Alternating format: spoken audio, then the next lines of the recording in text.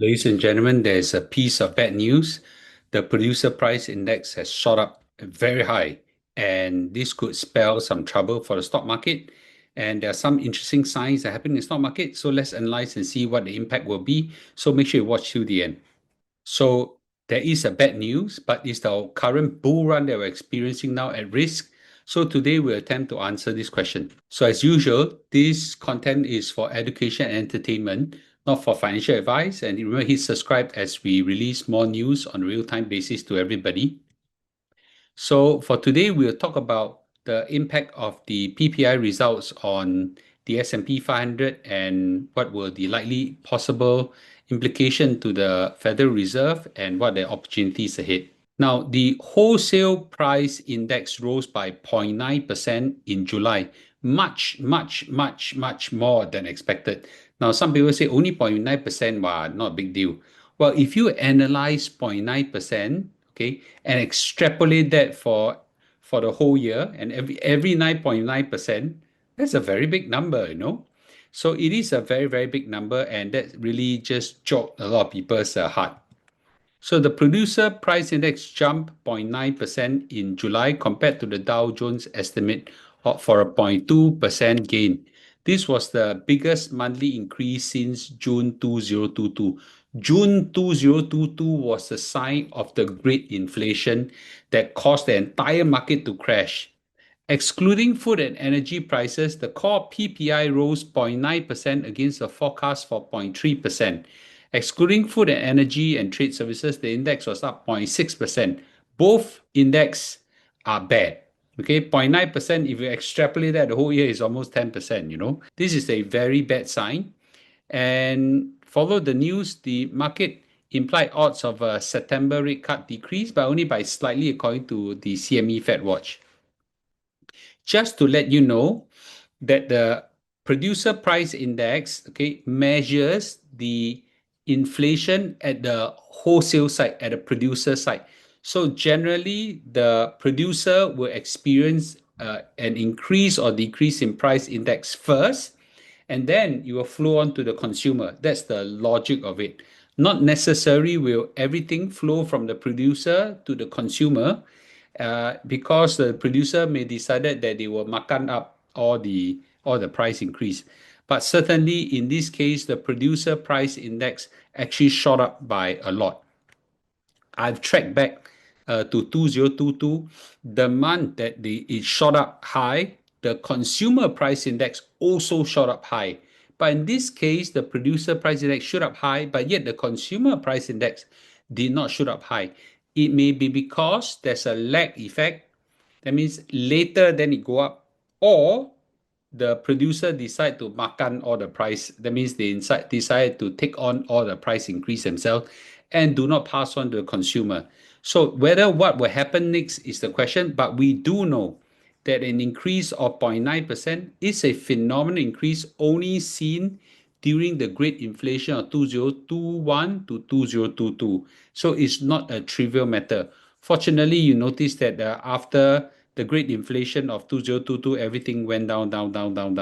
Okay. In fact, that was a first sign that things are normalizing. So we saw the producer price index go down first, and then the consumer price index goes down. So it's logical to deduce that there's a lag effect. Now, the producer price index on an annualized basis has actually gone up by a high of almost 11% before it crashed down all the way down to this level, and it's going up and up and up, but a little bit, but it certainly has gone up.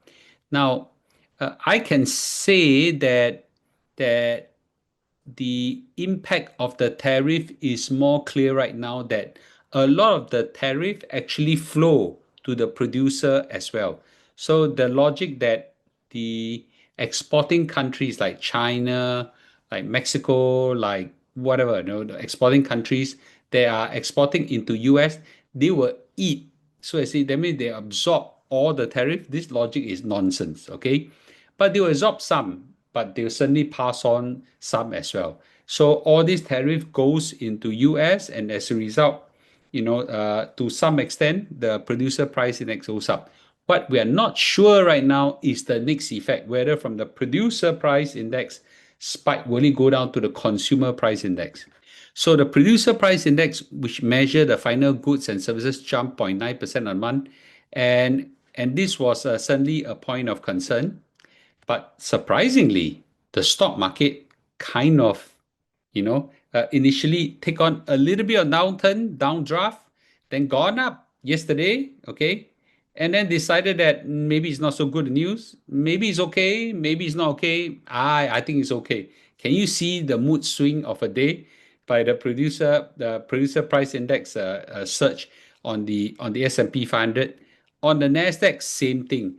I think it's going to be bad. Nah, it's not going to be bad. I'm going to be positive. Oh, I think maybe it's going to be bad. I don't think so. It's going to be bad. I don't think so. Anyway, close at very slightly negative, almost nothing. So these are the stock market indecisiveness right now on this piece of news. So this is a very unexpected resilience. And Tom Lee still feel that, he was interviewed and he says that despite a hotter than expected PPI report, market reaction was muted, indicating that investors has become less insensitive to inflation data. Regardless whether there's inflation or no inflation, they are bullish. Well, they're bullish for good reason, right? There's an AI boom.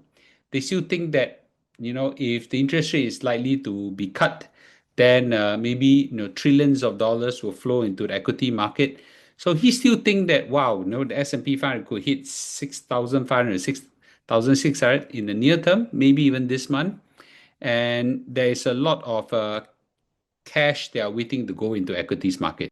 Now, what is the worst case scenario? The worst case scenario is not the Federal Reserve. Sorry, David, this slide again. David, this slide again. So we're all wondering what will happen. Let me give you a few scenarios. Right now, PPI increase, it doesn't flow on to CPI, and everything stays, subdued as what it is. Then the Federal Reserve continue to cut the interest rate, and life goes as normal. So the rally continue.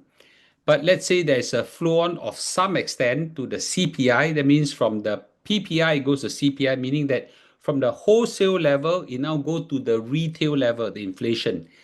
Then the Federal Reserve have three possibilities. It can continue to cut the interest rate, but maybe don't cut as much, or they can call it a hawkish cut. That means that they'll cut, but the Federal Reserve Chairman just say, we have cut the interest rate, but anytime it goes up, the inflation goes up again, I'm going to reverse and the kind of thing, right? So this is a hawkish cut. Or they say that this will be a last time, I won't cut it for a long time. This is called hawkish cut.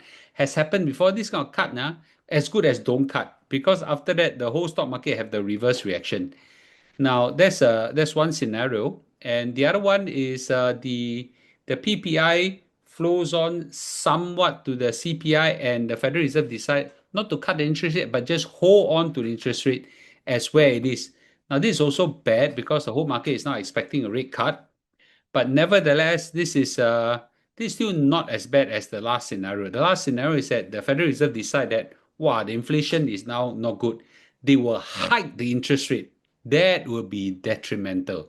When the interest rate goes up, I tell you, there will be a stock market crash. Okay, so right now there is no factoring of an interest rate hike. So this is the worst case scenario that will happen. If it does, then we are in trouble. Now, how will we know whether there will be a Federal Reserve interest rate cut coming? Well, we look at the next month's CPI level, and if the next month's CPI level comes in hot, then that could happen. Or if the labor market continue to be strong, which is not the case right now. But let's say right now there is a increase in unemployment rate, okay, where the inflation is not so bad. So the balance of the two is now where we need to assess. So the Federal Reserve has got two objectives: maximum employment and at inflation rate under control. So if either of them is not in control, okay, the market will then deem that the Federal Reserve have to do something. What that something is will depends. Okay, so we'll watch on. My take is that the unemployment will continue to be somewhat not good-ish. Okay, not very bad, but not as good, okay, as they hope. And the inflation could have a small spike, and not a big spike. This could still be a good sign for the Fed to cut the interest rate. Then we'll be okay. But the key takeaway for investors that is this: we just got to keep watch on the inflation. There are also signs on some of the things, right? Well, the consumers will know whether things are increasing or not. Well, we got to watch over some of the signs, and I'll try to catch some of these signs if it does turn hawkish in terms of inflation. But my base case is that the S&P 500 could still hit 6,500 and 6,600 in time to come because there's just too much cash sitting on the side. And we just need to watch out for the risk. I don't think the tariff war side of things have any more risk, but what is the likely flow over effect of the tariff is something that we need to watch on now. So let's just watch on carefully and see whether that tariff flow over to the consumer side will happen. And if that happen, then there will be policy implication on the inflation and interest rate side of things. Okay. So let's watch on carefully. I'll see you tonight for live stream. Bye bye.